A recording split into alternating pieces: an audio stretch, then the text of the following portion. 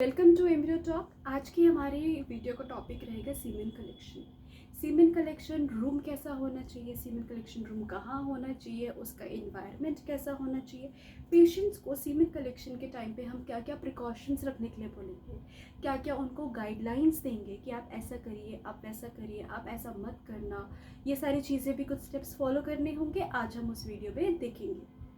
So this is about semen collection. Semen collection room कैसा होना चाहिए, इसका एक क्विक रिकैप लेंगे। हमने ये प्रीवियस वीडियो में भी देखा था। सीमेन कलेक्शन रूम एक वेल अपॉइंटेड रूम होना चाहिए, कंप्लीट प्राइवेसी के साथ, कोई डिस्टर्बेंस नहीं होनी चाहिए। बट अगर कोई असिस्टेंस की ज़रूरत है तो एक असिस्टेंट भी आसपास कहीं होना चाहिए जो कि रीचेबल हो। एप्रोप्रिएट इन्वायरमेंट होना चाहिए। सीमेन कलेक्शन रूम क्लीन होना चाहिए ताकि सैंपल में कोई कंटामिनेशन ना आ जाए। उसका रूम थोड़ा साफ होना चाहिए। एक इन हाउस फैसिलिटी होनी चाहिए, क्लिनिक से बहुत दूर नहीं होना चाहिए। क्लिनिक के एक रिमोट एरिया में होना चाहिए जहाँ पे पेशेंट्स का और लोगों का आना जाना ज़्यादा ना हो, ताकि पेशेंट कॉन्शियस ना हो जाए और सैंपल देने में स्ट्रेस ना हो जाए। सो क्लिनिक के अंदर होगा बट लैब से थोड़ा पास होगा। लैब के थोड़ा भी क्या, बिल्कुल पास होना चाहिए ताकि तुरंत सैंपल कलेक्ट होके लैब में चला जाए।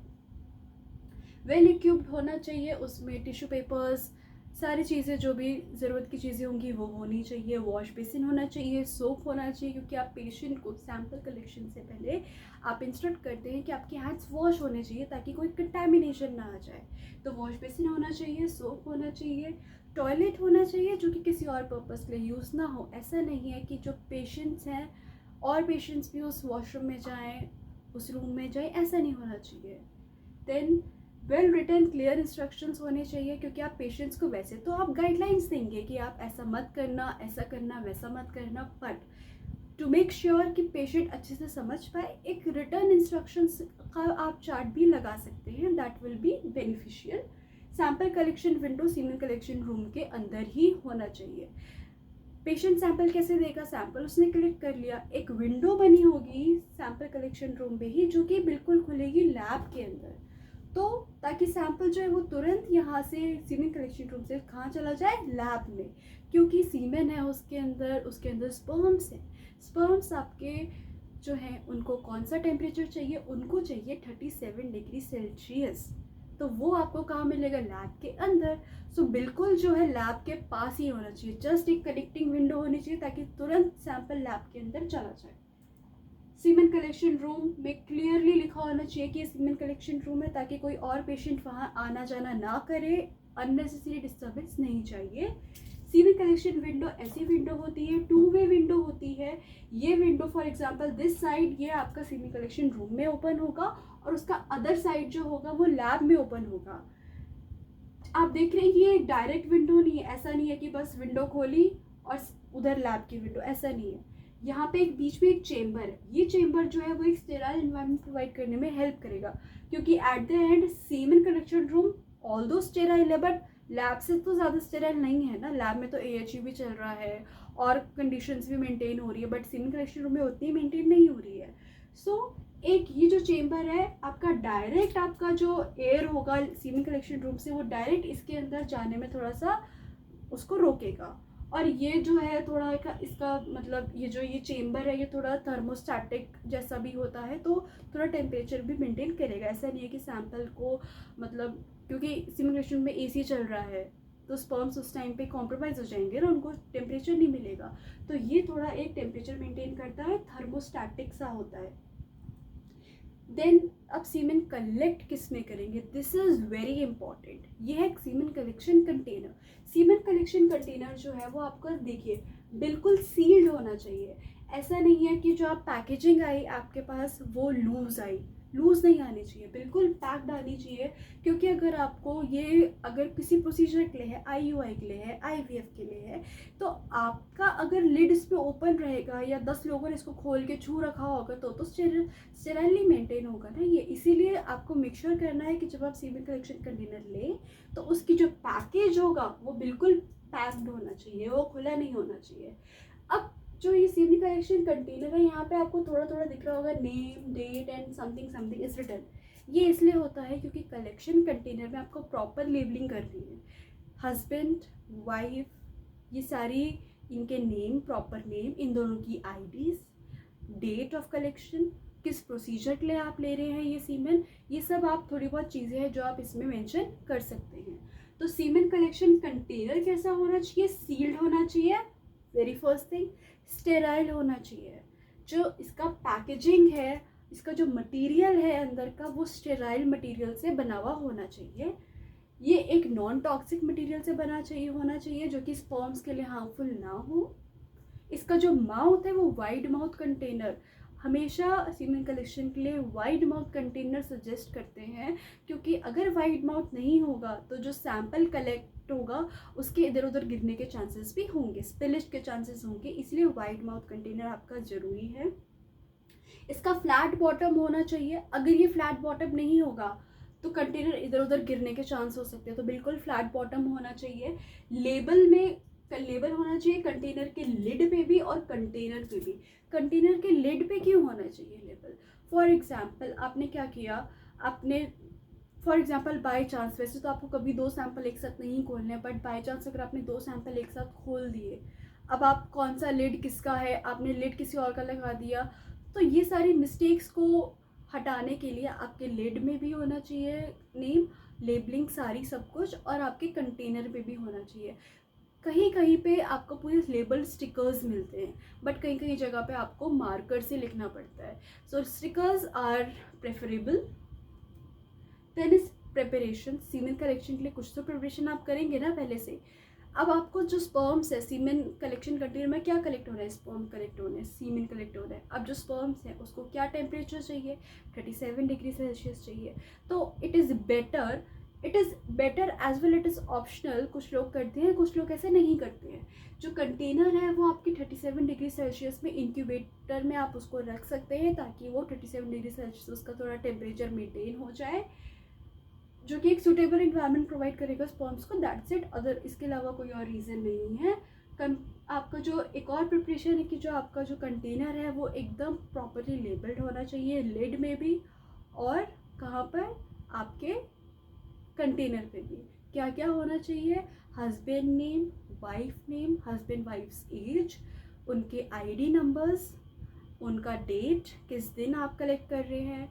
इट इज़ ऑप्शनल कि अगर आपके किसी क्लिनिक में 2 से 3 कंसल्टेंट है, तो अगर फॉर एग्जांपल एक पेशेंट है सूरज, दूसरा पेशेंट भी सूरज, ठीक है, तो वो किस डॉक्टर का सूरज है? अगर आपके 2-3 डॉक्टर्स हैं, 2-3 IVF स्पेशलिस्ट हैं, तो अगर आप बोलेंगे XYZ का सूरज पेशेंट एंड ABC का Suraj patient, so that would be much easier to identify. So labeling में आपका क्या क्या होना चाहिए? पेशेंट का identification number, husband name, wife name, और इन केस अगर कोई मेल पेशेंट है, उसको कुछ टेस्टिकुलर प्रॉब्लम्स हैं, वो एनालिसिस करवाना चाहता है, या किसी को कैंसर प्रॉब्लम्स हैं, वो अपना स्पर्म स्टोर करवाना चाहते हैं, तो उनका, वो अनमैरिड होंगे इन केस, तो सिंगल पेशेंट आएगा ना वो, तो मेल पेशेंट का नेम या उनकी एजेस भी लिखी होनी चाहिए, डेट लिखा होना चाहिए, किस प्रोसीजर के लिए, IUI के लिए ले रहे हो आप सीमेन सैंपल, आप IVF के लिए ले रहे हो सीमेन सैंपल, या एनालिसिस के लिए, या फ्रीजिंग के लिए, या कल्चर के लिए, ये सारी चीज़ें आप इसमें मेंशन करके थोड़ा बेटर हो जाता है। अब हस्बैंड का नेम लिख लिया, वाइफ का नेम लिख लिया। आईडी क्यों इम्पॉर्टेंट है? क्योंकि किसी के भी husband wife for example by chance same हो सकते हैं, but identification is a unique ID, वो तो सबका सेम नहीं होगा ना, इसीलिए identification number is must. Then what are the instructions given to the patients? क्योंकि सीमन सैंपल कलेक्ट करना इट्स नॉट ईजी, लाइक कुछ प्रिकॉशंस हैं जो आपको मेंटेन करने हैं, कुछ स्पेसिफिक इंस्ट्रक्शंस हैं जो आपको पेशेंट्स को देने हैं, क्योंकि ये सैंपल आपका प्रोसीजर में जा रहा है, उससे आपको IVF करना है, एम्ब्रियो बनाना है, IUI करना है, एम्ब्रियो बनवाना है, तो वो आपका बिल्कुल स्टेराइल होना चाहिए, कहीं पे भी कॉम्प्रोमाइज़ नहीं होना चाहिए। सो इसलिए there are sets of instructions that are given to patients. Let's see what they are. सबसे पहले हम पेशेंट को बोलेंगे कि आपके हैंड्स वॉश होने चाहिए, आप सोप से अपने हैंड्स पहले वॉश करना, तभी आप सैंपल देना। Hands must be wash properly. Container को ओपन करना है only at the time of collection. ऐसा नहीं है कि पेशेंट कहीं से हमने यहाँ पे काउंसल करा है, पेशेंट को इंस्ट्रक्शंस दी और पेशेंट खोलते खोलते कंटेनर लेके जा रहा है, पूरे क्लिनिक में खोलते खोलते कंटेनर लेके जा रहा है, ऐसा नहीं। कंटैमिनेशन, सो पेशेंट को एडवाइस करेंगे कि आप तभी रूम में जाके ही कंटेनर खोलना। आपको मेक श्योर करना है कि जो वाटर या सोप है या कुछ भी और भी कुछ भी चीज़ें हैं वो आपके सीमेन सैंपल में एंटर ना करें, आपके कंटेनर में बिल्कुल ना एंटर करें, क्योंकि soap, water, even urine, at times there is a chance that urine भी आ सकता है कंटेनर में। आपको पेशेंट को मेक श्योर करना है कि आप ध्यान रखें कि यूरिन सैंपल में ना जाए, क्योंकि यूरिन आपका एसिडिक होगा, सीमेन को आपको वो हार्म करेगा, स्पर्म्स को हार्म करेगा। Then try to avoid the sample spillage, sample को गिरने नहीं देना है, because the first portion is the sperm rich portion, so that is very important. कुछ लोग सोचेंगे कि first portion it is just nothing, let me collect the last portion, ऐसा नहीं है। पूरा पोर्शन, कंप्लीट सैंपल को आपको कलेक्ट करना है, कंप्लीट इजैकुलेट को कलेक्ट करना है। और अगर कोई सैंपल स्पिलेज हो जाता है तो उसको मेंशन करवाना है, बताना है, पेशेंट मस्ट इन्फॉर्म कि हाँ थोड़ा स्पिलेज हो गया, सो दैट एंड्रोलॉजिस्ट या एम्ब्रोलॉजिस्ट को थोड़ा नॉलेज में रहे कि some portion of semen has been lost. Now the very most important thing is कि पेशेंट को कैसे इंस्ट्रक्ट करें कि जो कलेक्शन मेथड होगा, आप सीमेन सैंपल देंगे कैसे। It should be always through the procedure, through the method of masturbation only. In some cases, in very rare cases, अगर किसी को कलेक्शन प्रॉब्लम्स हैं तो उनको कलेक्शन विद वाइफ भी सजेस्ट कर सकते हैं, बट उनको भी हमें इंस्ट्रक्ट करना है कि कलेक्शन विद वाइफ के time, with collection, if you are giving sample with wife, so intercourse is not allowed, because उसमें हाफ सैम्पल कलेक्शन की प्रॉब्लम होती है। मे बी जो आपका सीमेन कलेक्ट हो वो पूरा सीमेन कलेक्ट ना हो, ठीक है, कंप्लीट इजैकुलेट आपके पास ना आ पाए, और at times there is a chance कि during the intercourse vaginal cell से, विजाइनल फ्लूइड के सेल से या म्यूकस से, ठीक है, इन सब चीज़ों से इंट्रैक्शन होगा तो सीमेन सैंपल तब भी कॉम्प्रोमाइज हमारा हो सकता है, it can be harmful.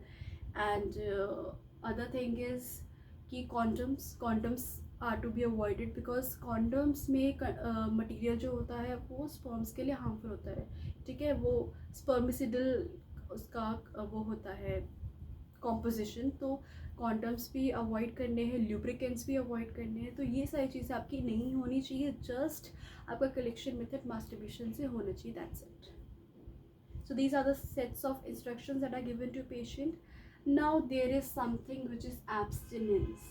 Abstinence क्या है? Abstinence is very important.